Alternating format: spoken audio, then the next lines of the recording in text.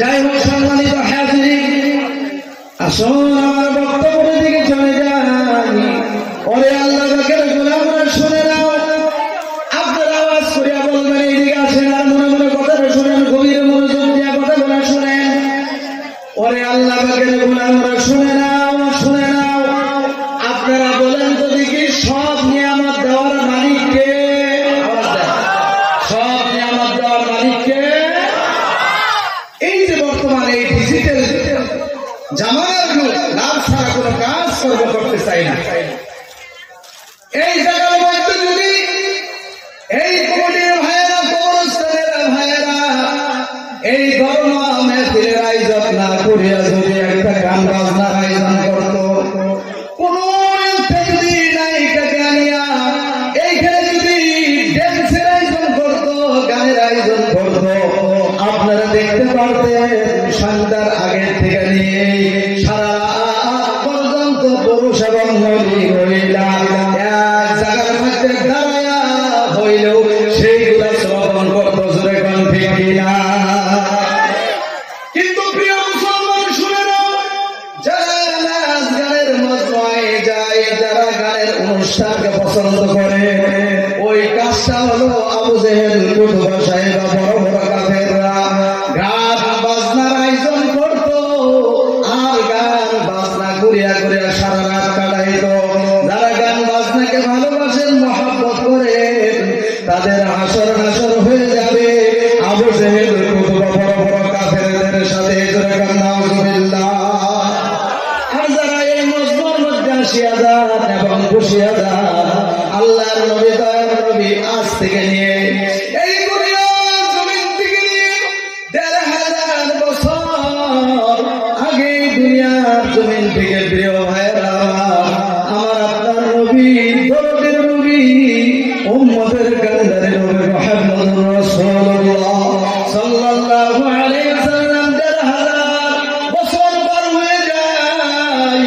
এই ১,৫০০ বছর আগে দয়ার নবী, মায়ার নবী আমার এই মজলিসের দামের কথা, লাভের কথা তিনি ভুলিয়া গিয়েছেন। ওয়া রাসূলুল্লাহ সাল্লাল্লাহু আলাইহি ওয়াসাল্লাম মাজলিসুল ফিকহিন খায়রুম মিন ইবাদাতি ৬০ সানাতা।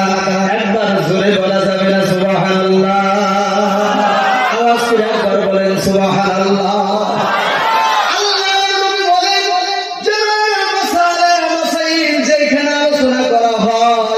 শিক্ষা দেওয়া হয়, ওই জায়গার মধ্যে কোন আল্লাহর বান্দা বান্দি যদি কিঞ্চিত সময় বসিয়া যায়, তার নামে আমল নামার মধ্যে ৬০ থেকে ৭০ বছর নফল ইবাদতের সওয়াব সাথে সাথে তার আমলে লেখা হয়ে যায়।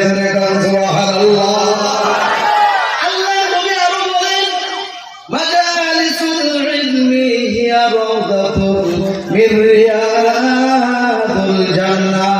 একবার দিলের থেকে বলেন সুবহানাল্লাহ।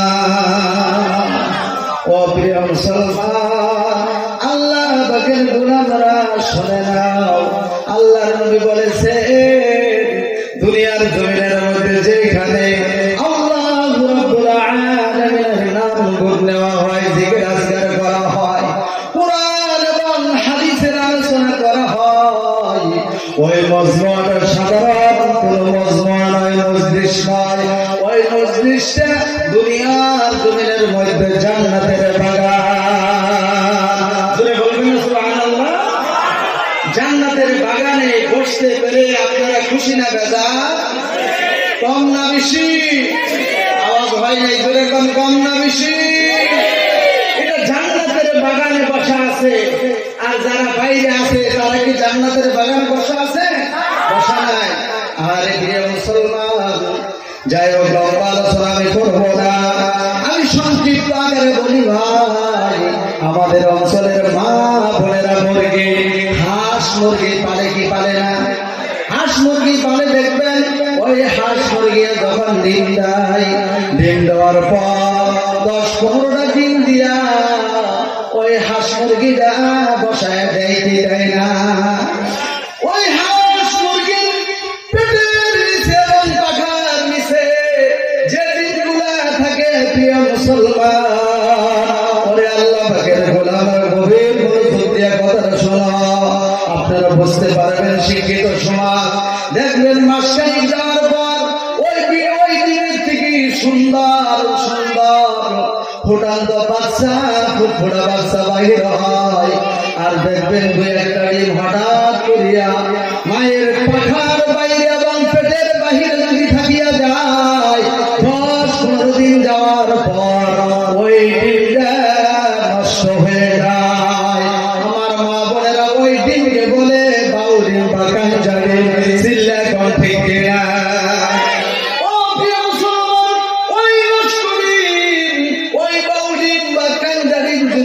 আজকের মজবায় যদি এখানে একটা ভাঙ্গা হয়, এইখানে দুর্গন্ধর কারণে আমাদের থাকা বড় মুশকিল হয়ে যাবে। চিল্লা কোন ঠিক কিনা? এই কথা বলার কারণ হলো, যারা এখন রাস্তাঘাটে আছে তারা হলো এই কাঞ্জা ডিম, নষ্ট ডিম, বাউ ডিমের মতন পচা খারাপ। আর যারা আসিয়া বসে গেছে তাদের কপাল ফুটে যাবে, কারণ আমার দয়া আল্লাহ, আমার দয়ার মাওলা নিজেই বলেন দেন, ইয়াহদি ইলার রুশদি ফাআমান্না বিহি। যারা পবিত্র কুরআনুল কারীমের আয়াত শ্রবণকারী হয়ে যায়, এই আয়াত শ্রবণ করার কারণে, শোনার কারণে আমার দয়ার আল্লাহ তাদের জন্য হেদায়েতের রাস্তাগুলি খুলিয়া দেন। জোরে কোন সুবহানাল্লাহ।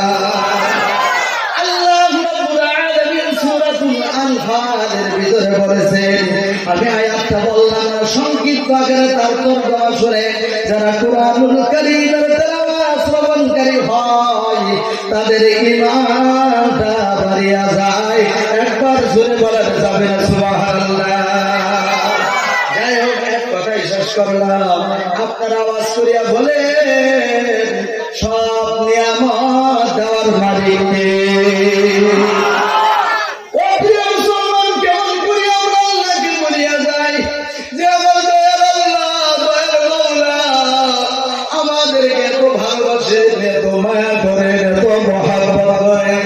আমার নিজের দিকে তাকান, আপনার নিজের দিকে আপনি তাকান, এই শুক্রের দিকে তাকান, ঠোঁটের দিকে তাকান, হাতের দিকে তাকান, এবং এই পেটের ভিতরে কিডনি, খাবরা, কলিজা সব কিছু দিয়েছেন আল্লাহ।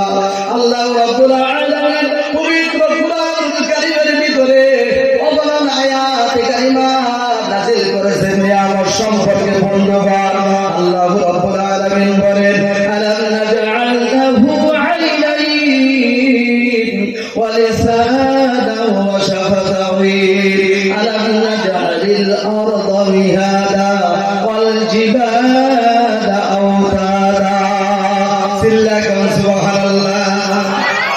এইগুলা আয়াতে কারিমার ভিতরে আমার দয়ার আল্লাহ বলেন, ও বান্দা বান্দিরা, আমি আল্লাহ তোমাকে কি দুইটা চোখ আর দুইটা ঠোঁট আর একটা জিহ্বাকে আমি আল্লাহ দিই নাই? আমি আল্লাহ তোমাদের মূল্য এই মাটির জমিনটাকে বিছনা স্বরূপ বানাই নাই। এক সময় এই জমিনটা, প্রিয় ভাইয়েরা আমার, আপনারা সহজে বুঝবেন, নৌকার মধ্যে যদি বুঝাইনি মানুষ উঠিয়া যায়, ওই নৌকা ওরা পানির মধ্যে হেলে আর দূরে কি দূরে না, লড়াচড়া করে হেলে আর দূরে।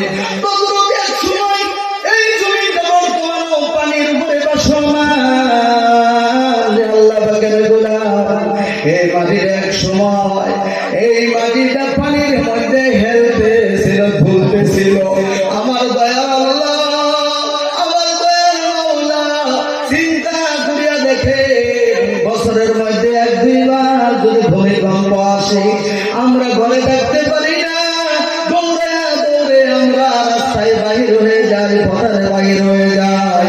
আল্লাহ পাক ওই জন্য বললে, দল জিবালা আওতাদা, এই যে জায়গায় জায়গায় পাহাড় দেখা যায়, ওই পাহাড়ের দ্বারাই যেইখানে ট্রাকের প্রয়োজন, যাতে এই জমিনটা লড়াচড়া করতে না পারে, আমরা যাতে এই জমিনের মধ্যে সহজে চলাফেরা করতে পারি, বিচারণ করতে পারি, এই জন্য পাহাড়গুলির দ্বারাই আমার দয়ার আল্লাহ, আমার দয়ার মাওলা প্যারাক মারিয়া দিলেন।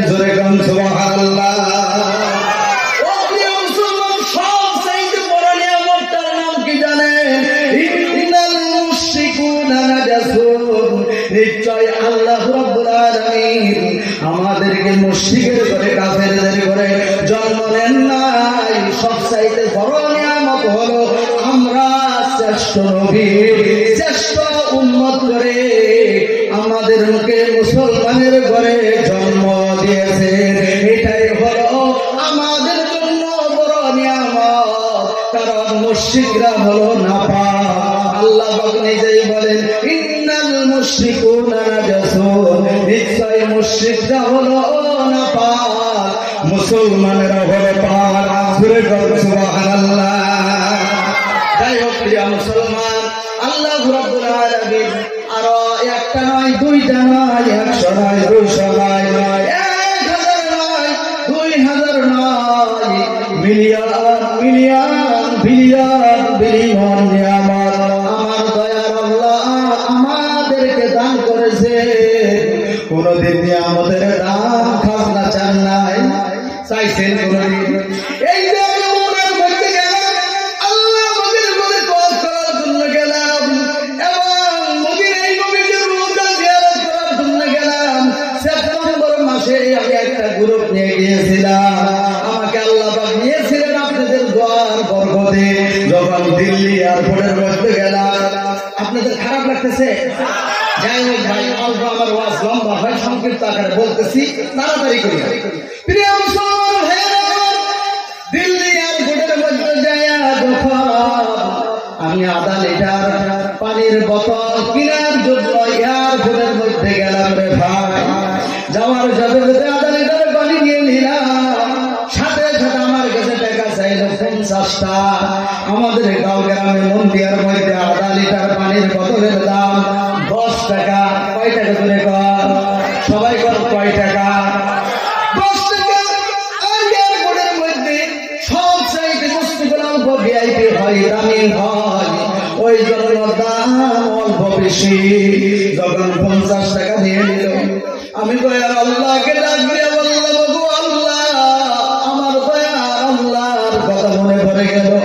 আমার দয়ার আল্লাহ কেমন আল্লাহ, আমাকে জন্ম থেকে নিয়ে এখন পর্যন্ত কত লিটার আল্লাহ পাক পানি খাওয়াইলেন, আপনাকে পানি খাওয়াইলেন, আপনি হিসাব করতে পারবেন না কত লিটার পানি আপনি খেয়েছেন।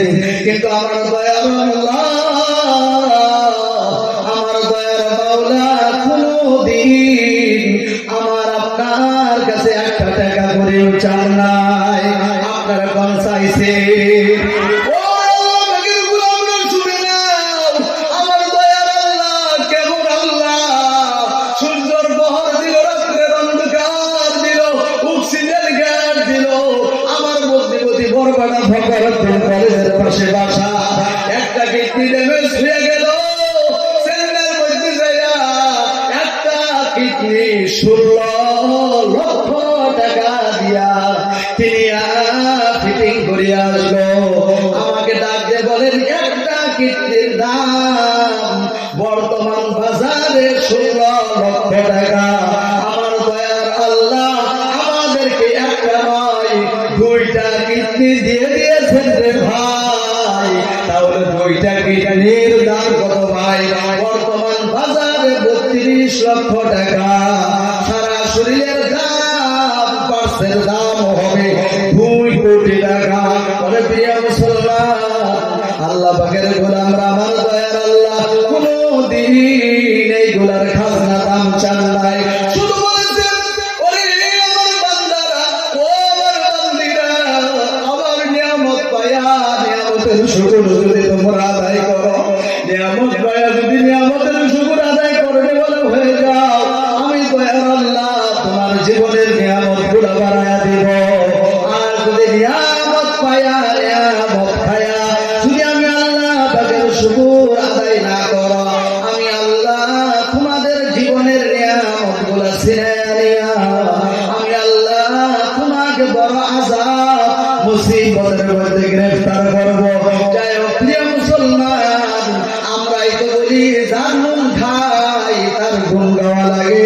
তাহলে আল্লাহ পাকের শিখানো ভাষায় একবার সুরে সুরে শুকরিয়া আদায় করি, সকলে একবার বলি আলহামদুলিল্লাহ। সবাই বলেন